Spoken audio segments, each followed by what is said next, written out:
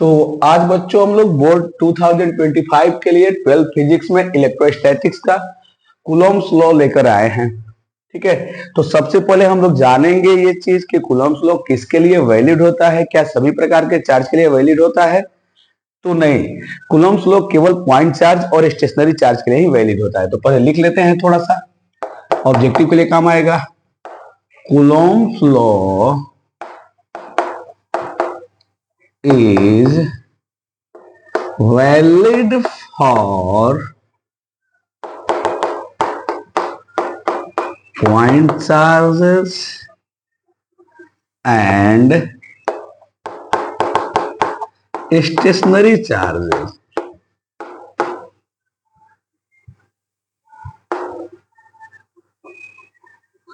only। बाकी के लिए गौसला होता है, आगे पढ़ेंगे उसको भी। अब आते हैं इसके स्टेटमेंट पे। Statement of Coulomb's law. हाँ, एक चीज और बता रहे हैं बाबू, ये सब नहीं लिखना एग्जाम में। एग्जाम में सीधे स्टेटमेंट पे आते हैं।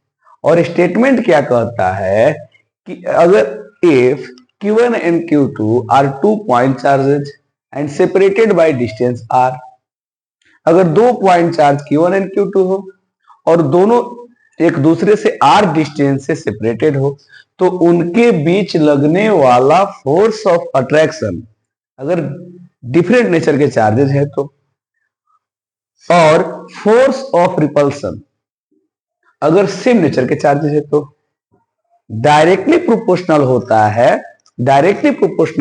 है चार्जेस के प्रोडक्ट के, बट इनवर्सली प्रोपोर्शनल होता है, मींस रेसिप्रोकल होता है उनके बीच के सेपरेशन के स्क्वायर के।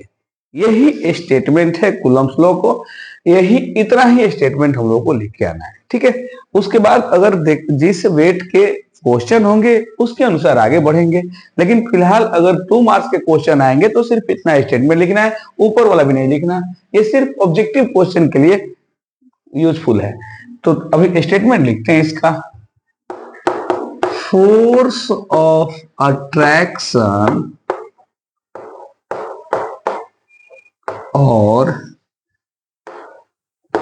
Repulsion between two charges is directly proportional to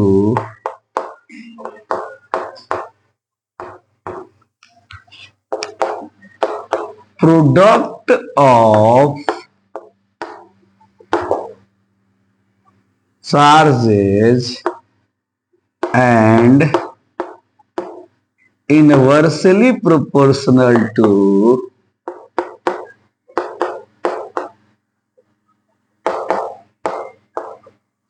the separation between, inversely proportional to the square of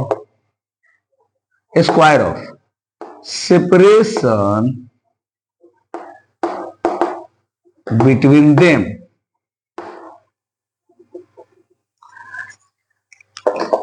थोड़ा इसका डेरिवेशन देख लेते हैं।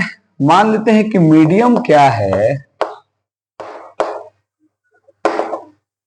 वैक्यूम। मीडियम क्या है?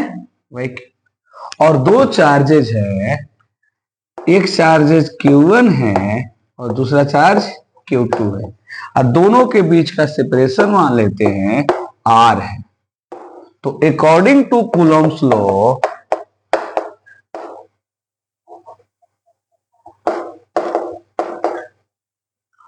F ना डायरेक्टली प्रोपोर्शनल होगा Q1 Q2 के,